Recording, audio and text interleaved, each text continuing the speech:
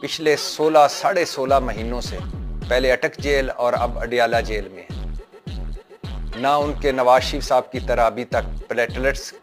कम हुए हैं, अंजाइना के दौरे पड़े हैं, ना उन्हें नवाज शरीफ साहब की तरह सडन डेथ का खतरा है, ना उन्होंने नवाज शरीफ साहब की तरह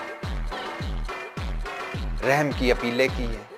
डीलें की हैं, ना आसिफ अली जरदारी की तरह वो व्हील चेयर पर आए हैं, ना शहबाज शरीफ की तरह उनकी कमर जवाब दे गई है, ना बाकियों की तरह वो किसी प्राइवेट अस्पताल में जाने की उन्होंने ख्वाहिश का इजहार किया। अनथक, न डर,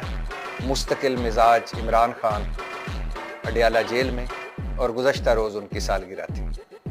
इस पर मज़ीद बात करते हैं और इस पर भी बात करनी है कि पाकिस्तान तहरीक इंसाफ का सोशल मीडिया क्यों ये चला रहा है